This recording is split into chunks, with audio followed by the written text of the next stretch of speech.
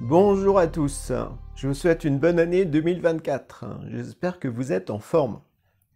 Donc avant de rentrer dans le vif du sujet, voilà, je tenais à vous remercier pour l'intérêt que vous avez porté à notre dernière vidéo qui associait astrologie et numérologie pour l'année 2024. Donc vous avez été beaucoup à la visionner et aussi à nous mettre des commentaires où justement la notion de complémentarité vous a beaucoup touché. Et c'est vrai qu'on aime bien faire des vidéos ensemble, en sachant qu'il y a Marc Levacon, l'astrologue, Emmanuel Marseille, le numérologue, mais aussi Pierre-Étienne Wilbert, qui est à la technique, que vous ne voyez pas à l'écran, mais qui, voilà, c'est lui qui nous filme, c'est lui qui fait le montage vidéo, et qui donne de ce fait un très bon travail professionnel par rapport aux vidéos que je peux faire tout seul, voilà.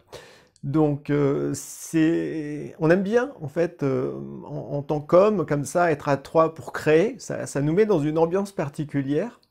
Et on aime bien vous faire partager justement des choses originales qui sortent de l'ordinaire. Donc, pour honorer notre travail et puis aussi l'accueil que vous avez, votre accueil de cette vidéo, j'avais envie de vous mettre un petit extrait de Stardust. Donc, c'est un film que j'aime beaucoup. C'est un film fantastique qui est très profond au niveau spirituel, que je vous invite d'ailleurs à visionner, qui peut être assez en rapport justement avec cette année 8, puis aussi cette période où justement le soleil est en Verseau pour du 20 au 31 janvier, tandis qu'en numérologie, le mois de janvier vibre sur le nombre 9.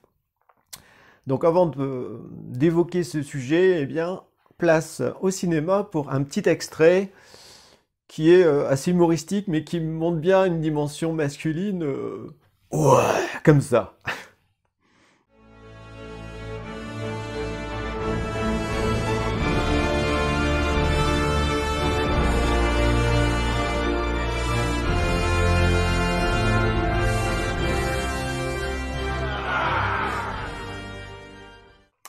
Donc à présent, essayons de voir ce qui relie à la fois le Verseau et puis la vibration 9 du mois de janvier. Donc nous sommes en année 8, donc année 8 plus premier mois, janvier pour 1, ça fait 9.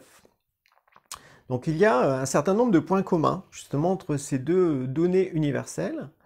D'un côté, on a le Verseau qui lui peut être très contradictoire dans le sens où il aspire à beaucoup de fraternité, d'altruisme, d'entraide, tout ça. Puis d'un autre côté, il est très attaché à sa liberté.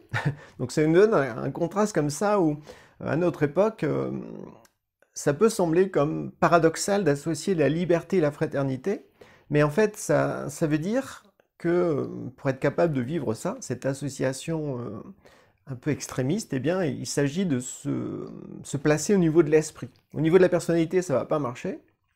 Parce que la personnalité sera dans une fausse liberté ou dans une fausse fraternité, mais à partir du moment où on se saisit en tant que je, en tant qu'esprit incarné véritable, qu'on se relie aussi à son âme céleste, à son moi supérieur, on peut saisir en soi une véritable liberté d'esprit, d'action, de pensée, d'aimer, et puis de notre côté, on peut accomplir des actes vraiment avec fraternité, avec un cœur ouvert, parce qu'on existe dans ce groupe ou dans cette action commune.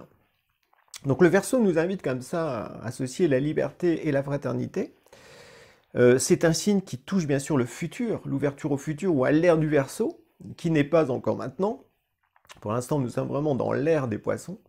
L'ère du Verseau apparaîtra dans 500 ou 600 ans, donc d'ici là, il faut que l'être humain, l'humanité fasse des progrès pour renouer contact avec le monde spirituel de façon libre, autonome et consciente. Voilà. Il ne s'agit pas de se faire, on va dire, inspiré par des entités de fausse lumière qui vont nous donner des enseignements ou voilà, nous dire quoi faire, etc. Alors qu'en tant qu'être humain, on n'existe pas. Donc c'est pas possible ça. Il s'agit d'une véritable communication avec le monde spirituel en adulte, et donc ça veut dire qu'on s'est saisi en tant qu'esprit sur Terre. Le Verseau était aussi relié aux nouvelles technologies, au futur, au cinéma, d'où le fait que certains films ou certaines séries peuvent nous apporter une certaine vision du futur.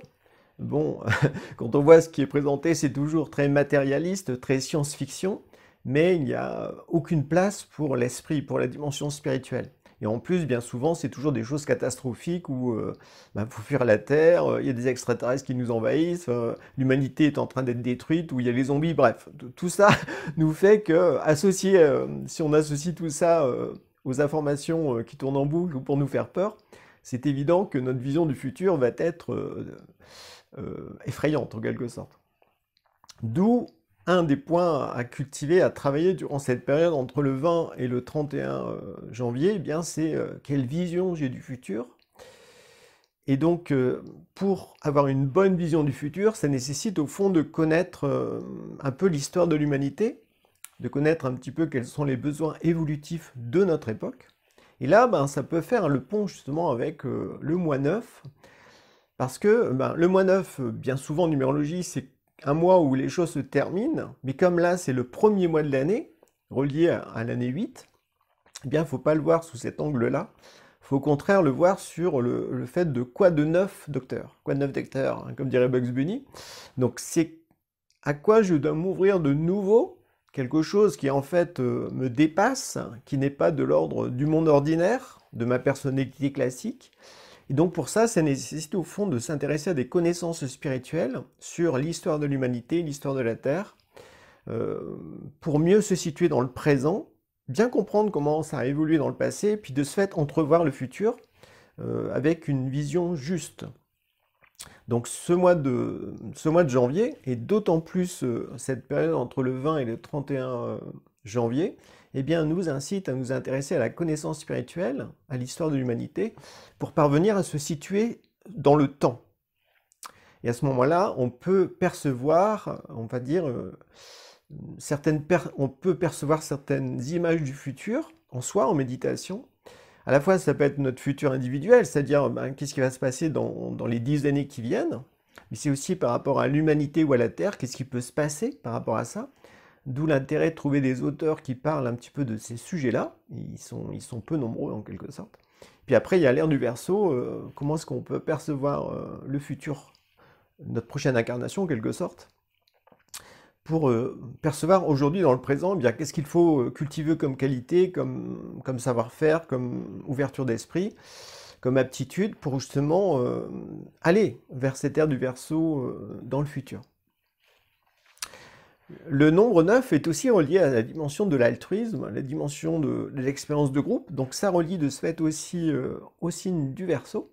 Le tout est de savoir bien dans quel groupe je peux ressentir que je progresse vers le futur, ou quel groupe au contraire me tire en arrière et me maintient dans le passé. Donc il y a cette dimension comme ça d'être honnête, d'être clair, pour savoir si les gens avec lesquels on entreprend des choses, eh bien c'est vraiment évolutif, ça nous pousse vraiment à progresser, à dépasser notre monde ordinaire, pour nous ouvrir à quelque chose d'extraordinaire, au futur, véritablement, mais qui doit en même temps être très concret, très incarné, parce qu'il ne s'agit pas de planer. Hein. Le danger, justement, du Verseau, c'est d'être trop utopique. Il rêve, il est dans sa sphère mentale, puis il rêve au futur. Et puis le 9, lui, il peut aussi attendre un miracle, il peut rêver que tout à coup, des extraterrestres ou des entités de grande lumière vont nous aider à nous dépatouiller, à nous sortir de tout ce mal que l'on voit de plus en plus ouvertement. Mais pour ça, on fait rien, on attend un miracle. Voilà. Donc ça n'arrivera pas le miracle, d'où l'importance de ressentir que c'est l'être humain individuellement qui, en fonction de ses décisions, en fonction de ses actions, de ses pensées, tout ça, eh bien, va se créer son propre futur, ou pas. Voilà. Donc ça dépend de chacun. Le nombre 9 est aussi relié à la dimension de l'idéal. Voilà. Quel est l'idéal qui enflamme notre cœur? Est-ce que c'est la liberté? Est-ce que c'est la vérité, la sagesse, la justice, l'amour, l'harmonie? C'est à chacun à trouver son idéal, mais à partir du moment où on se relie à un idéal spirituel, eh bien, qu'on médite dessus, qu'on lit des bouquins sur ce sujet, eh bien, ça va, mais qu'on essaye aussi de le mettre en pratique dans nos activités créatrices, dans son travail, dans ses relations, dans sa démarche spirituelle, eh bien, ça va nous apporter une force supplémentaire pour nous dépasser en cas de problématique, en cas de... Voilà, quand on est face à des difficultés ou des épreuves, eh bien, cet idéal va être une force pour nous aider à nous transcender, aller plus loin, et de continuer justement notre route vers le futur. Donc cette ouverture au futur, on peut le voir effectivement, comme je disais, concrètement, matériellement, quel est le futur de l'humanité, quel est le futur de la Terre, quel est le futur de notre propre vie, mais aussi le futur d'un point de vue spirituel, c'est ce que l'on va devenir en tant qu'esprit. Or, en numérologie, le nombre 1 peut être relié, ou le nombre 8 d'ailleurs aussi, peut être relié au jeu, ou à l'esprit individuel qui se saisit, qui saisit sa force intérieure, qui a conscience de lui, et qui utilise au fond son pouvoir, dans le sens d'être capable de faire certaines choses, pour accomplir certains actes et manifester le spirituel dans le matériel, sur Terre. Donc le 1 et le 8, c'est vraiment le jeu qui se saisit dans sa conscience, dans la conscience de soi, dans la conscience d'être un esprit incarné, et tandis que le 9, en numérologie, peut être relié justement à la dimension de l'âme-esprit, du moi supérieur, qui vit au niveau du zodiaque, et qui, ce moi supérieur, cette âme céleste, eh bien, a une dimension fraternelle, elle inclut les choses. Et donc le jeu peut se relier à son futur, à savoir que sur Terre, c'est nous-mêmes qui sommes incarnés, hein. On est dans un corps, c'est nous qui nous confrontons aux épreuves, à notre destinée, à la matière. Mais en même temps, on peut être inspiré par le ciel, par notre âme céleste, qui va nous apporter une force supplémentaire, un regain de lumière, un regain d'amour, pour justement nous révéler davantage en tant qu'esprit sur Terre, à notre époque, tout en participant à l'évolution humaine. Donc on voit qu'il y a comme des points communs entre la dimension terrestre et la dimension céleste. Et cette ouverture au futur, eh bien, elle peut être vécue sous différents angles. Mais pour ça, eh bien, il faut connaître un petit peu l'histoire de l'humanité. Il faut avoir une vision assez claire de qui est un être humain, dans ses différents corps, dans sa psyché, dans son esprit, dans son âme céleste, tout ça, de façon à se situer dans le temps et de là ressentir quels sont les efforts à faire pour progresser vers le futur, vers l'avenir. Par rapport à cette connaissance de l'histoire de l'humanité, voilà, il y a 2 bouquins que je peux vous recommander. Ce sont des bouquins qui ont été écrits par Pierre Lassalle assez récemment, qui s'appellent Regard sur les défis d'une époque. Il y a le tome 1 et le tome 2, dans lequel il parle des cycles de l'évolution humaine, mais aussi de certaines qualités à développer, notamment les qualités qui sont les idéaux de la France, hein, égalité, fraternité et liberté. Donc comment vivre ça, bien sûr, d'un point de vue spirituel et réaliste, et non pas utopique et politique. Donc voilà, je vous recommande ces 2 livres qui sont aux éditions Terre de Lumière. Le but, c'est vraiment durant cette période, de faire un travail pour être plus en paix avec cette vision du futur, et que le futur, ça va pas être catastrophique, mais au contraire quelque chose de, certes, qui va nous demander des efforts pour tendre vers lui, mais qui va être bienveillant, au fond, pour l'humanité, en tout cas l'humanité qui choisit de se relier au monde spirituel, parce que le signe du Verseau, comme vous pouvez voir, il y a 2 vagues. Donc, ça veut dire qu'à l'ère du Verseau, dans 500-600 ans, il y aura comme 2 civilisations. Il y aura la civilisation du bien, puis la civilisation de ceux qui sont restés égoïstes, immoraux et dans leur nature animale, instinctive.